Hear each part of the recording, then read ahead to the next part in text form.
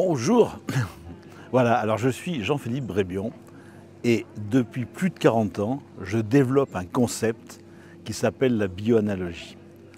Et en fait, le dernier livre qui est sorti, je viens d'écrire un livre qui s'appelle Le nouveau paradigme de la réalisation de soi, les 9 points clés de l'homme conscient. Et il y a un des 9 points clés qui est la présence et action.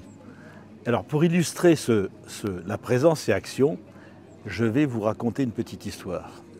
Une petite histoire qui s'est passée il y a plus d'une trentaine d'années, 35 ans, presque 40 ans, où je me retrouve dans une situation où je suis dans des difficultés financières, des difficultés, j'ai deux enfants qui ont 3 ans et 5 ans, rien ne va, et la banque m'appelle et me demande, parce que je suis à découvert, et me demande de ramener mon carnet de chèques et ma carte bancaire. Alors, je suis très stressé, très inquiet, et puis du coup je choisis de ne pas vouloir autre chose que ce qui est là. Quand je dis la présence et action, c'est de sortir de toute intention, de toute volonté de quoi que ce soit.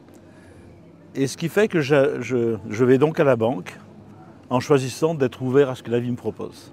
Et quand j'arrive à la banque, le directeur de la banque me dit « Mais monsieur Brébion, il fallait me le dire qu'il y avait de l'argent qui rentrait sur votre compte, qu'un versement était fait. » Je ne sais pas du tout de quoi je parle, de quoi il parle. Il est en train de me raconter quelque chose, je ne sais pas quoi.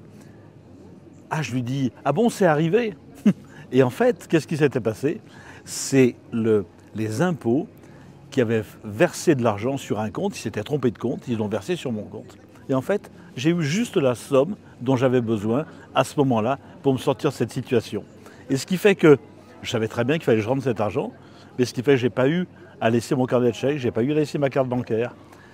Et c'est comme si les impôts m'avaient prêté de l'argent et quelques temps après, j'ai pu rendre cet argent. Donc, et c'est ça, le message que j'avais envie de dire dans cette histoire, c'est que quand on choisit de répondre à ce que la vie nous propose et qu'on agit sans aucun jugement, en s'ouvrant à tous les possibles, tout est là. Et voilà, c'était ce petit témoignage que je voulais partager avec vous. Voilà, à bientôt.